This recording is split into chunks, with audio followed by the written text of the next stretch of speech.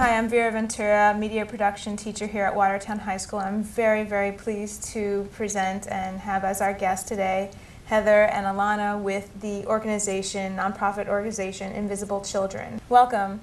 Thank you. So please, tell me a little bit about Invisible Children and how it started. Invisible Children started 3 years ago when three guys, Bobby, Jason, and Laren, went over to Uganda. They're just three guys from Southern California, college-age students, and they just went over there in search of a story, and they ended up in northern Uganda and finding out about the crisis that was going on over there. And when they got there, they found thousands of kids commuting every night from their local cities or their local towns into the major cities to sleep because they were in fear of getting abducted by the rebel army group that was going around and abducting children in the middle of the night. And they would walk miles every night to not get abducted. And so they found this story, and when they brought it back to America, their family and friends were like, you have to get this story out and tell people about this problem over there, because it was, no one knew about it. So they started a movement about 3 years ago showing the film, and it's caught on to the youth of America and everyone across America, and we're out on this tour right now showing it. Alana, tell me a little bit about the initiatives that are happening now with the roadies and the street team, and coming from San Diego and coming across the United States in your little van, and just sort of going to all these different schools and colleges around the country, basically. This year is our second national tour, and what that means is we have sent 13 teams to 11 different regions throughout the nation. So 11 of those teams are designated to a certain region. Our objective is to spread awareness about the war and conflict going on in northern Uganda, as well as what is happening to the children there, the internal displacement camps, and just the suffering that these people have endured for the past 20 years, because it's pretty much been unheard of, unknown of, and very curtained, hence the people are invisible. Invisible Children firmly believes that through changing culture, policy can be transformed, and when policy is transformed, lives are altered. And so we believe that being a media-based company and spreading awareness and exposing people to what they have not seen is going to move them to act, and hopefully they will put pressure on our government to put pressure on the Ugandan government for peace in northern Uganda. We are so different from other NGOs because we believe that to create permanent change, we need to change culture, lives, and policy. And so we're a little creative in the sense that we are a media-based company, we're young, and rather than take the money that is donated to us and directly put that into our movement and developing the country, we take what little resources we're given and put that into generating revenue. And so we take little of what we're given and create more. Kind of one of our big initiatives that has really worked for the last 2 years has been the bracelet campaign. And it's just been amazing because it's been something that, these are the bracelets. Chris has some on too. Ooh. I'm going to get one. Anyway, so the bracelet campaign has really been Invisible Children's kind of bread and butter type of program that they've done, and no one really believed that it would work, this microeconomic type of thing. And what it is these bracelets are made in the displacement camps in Uganda, and they're made by the people, and the people are paid actually very well. They're paid more than most teachers make in Uganda. I was able to go to northern Uganda a couple months ago. It was an incredible opportunity because you see the film and you hear stories about it, but it can't compare with actually being there and meeting the people, So we got to meet the bracelet makers, and they just couldn't stop thanking us. Like, thanks so much that we have jobs now. And they all said that we need to hire more people. They said, I want my brother to have a job, I want my sister to have a job, I want my parents to have jobs making bracelets.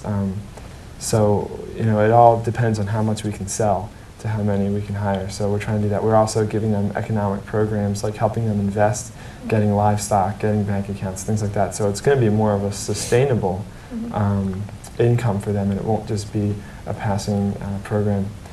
And then also I got to visit a school Yeah. when I was in northern Uganda. It was great. When And did you go to Uganda? I just went last December of '06, and it was for a 2-week trip.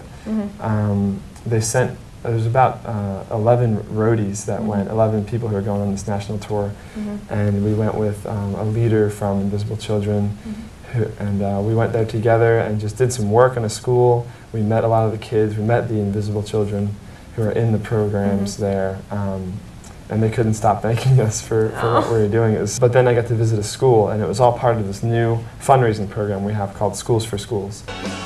Rally your school to join you in spreading awareness and raising money for your partner high school in northern Uganda.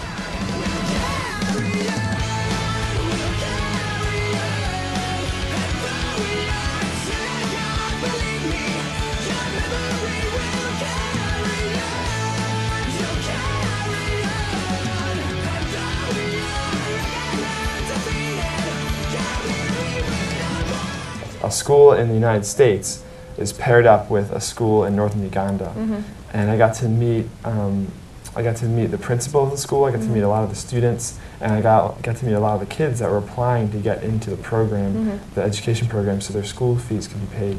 So it was a really, I would say, a heartbreaking experience, because you see the condition of these schools, and I mean, I can tell one quick story about a kid named Francis who I was told was the best student in their school, in their class, and he was, a straight A kid. He loved going to school and learning.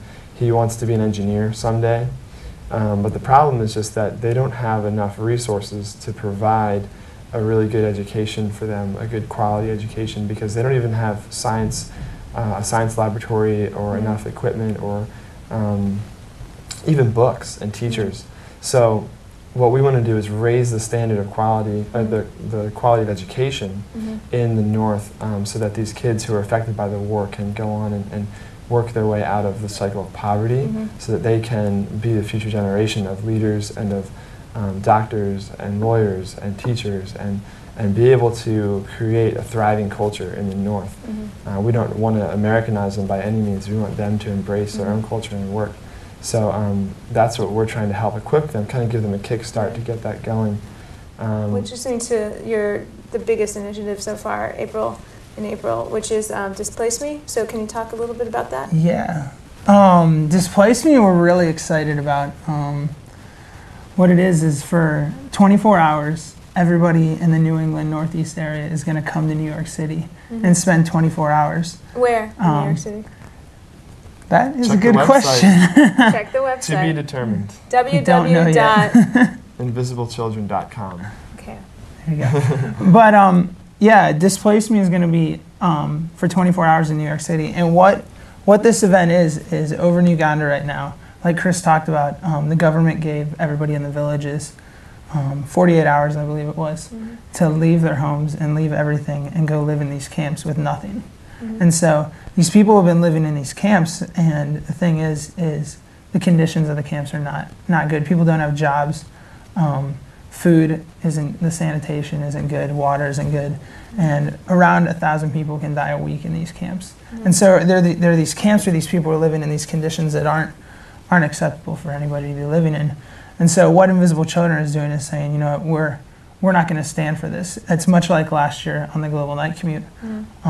80,000 people came out in the streets and walked in cities, in 136 cities all over the country.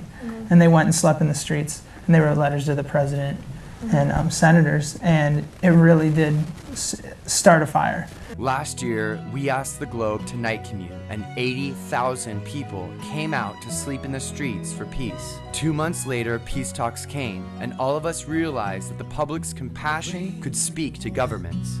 From colleges all across the United States. This year, on April 28th, we are asking you to imagine for 24 hours what it would be like to be displaced for 10 years. There we will ask our government to support the peace talks in northern Uganda and the hurting in displaced camps. Warm in your dream while you're mobile. It's gonna be an amazing event, and it's gonna be so much fun too. So many people from different places just coming together for one cause to help these people in Uganda. So it's gonna be amazing. April 28th and 29th, starting at noon on the 28th and ending on noon on the 29th. That's Saturday and Sunday. And we want as many people to come as possible, just to show the world that we care, that we're not apathetic, and we want to do something. Yeah. I'm very pleased to introduce to you Lydia Natolo, who's originally from Uganda, but is living here in Boston and is the liaison, one of the liaisons for the Invisible Children team out in San Diego. And she's going to talk to us about her experience in Uganda and now what she's doing here in Boston, working with the amazing NGO Invisible Children. So thank you for being here. Thank you for having me here. I'm Lydia, and thanks for pronouncing it so well. My last name is not easy. But I'm a Ugandan, born and raised in Uganda, just like we just talked about it. And I left Uganda 7 years ago, and I knew about the situation in northern Uganda, just like any other little child. You don't focus so much on what is happening everywhere. So I came here 7 years ago, and just last year, I got to know about the video of the Invisible Children, and after I watched it, my heart just broke out, just knowing that they're my brothers and sisters just miles away from my home, going through some struggles and hardship. We used to go and eat mangoes in the forest like that, without fearing the rebels, because in a day we cannot fear, but in a night we can fear. At night we can fear those rebels. Yes. Oh, for me also, I fear to sleep at home. I watched the video and my heart just broke out to the children, and I was so blessed to know that young 3 Americans could be a voice to the voiceless. Young 3 American boys could show the story of the Invisible Children to the whole world. And now, as we speak, these children are not invisible anymore. I know if these 3 boys didn't step out, what is happening in Uganda, the peace that is going on with the children wouldn't have happened. We know the killing has stopped because of the peace talks that are happening. But the damage has been done. And now is the time to step in and help and try to rebuild the nation and trying to give back to the children what they've lost for the last 20 years. Young girls at the age of 9, 10, 11 giving birth, that is not non-humane, you know, but it has happened. And there's nothing we can do about what has happened, but what can we do now? From now on, can we try to give back these children what they've lost for the last 20 years? Their innocence has been taken away. Young boys at the age of 9, 7, they're given a gun. We don't have anything to do with food. Maybe if we eat once a day. So it is better when you kill us. And if possible, you can kill us, you kill us. For us, we don't want now to stay. We are only 2, no one taking care of us. We are not going to school. So you would rather die than stay on Earth. Yes. Even now. On the last night we spent with Jacob and Thomas, they started talking about their brother who was murdered by the rebels. We asked Jacob what he would say if his brother was still here. I will tell you that I love you, but now I miss you. So it is better when we meet. We are going, even if we are not going to meet, but we may meet in heaven, you see. So it is better. I will not talk much. I will start something. Because if I saw my brother once again, I don't.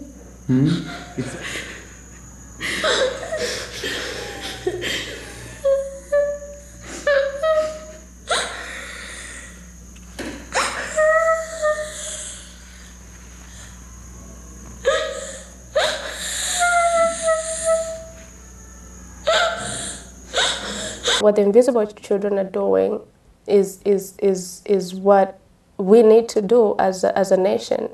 They were talking about the $3. Someone would ask, what can $3 do?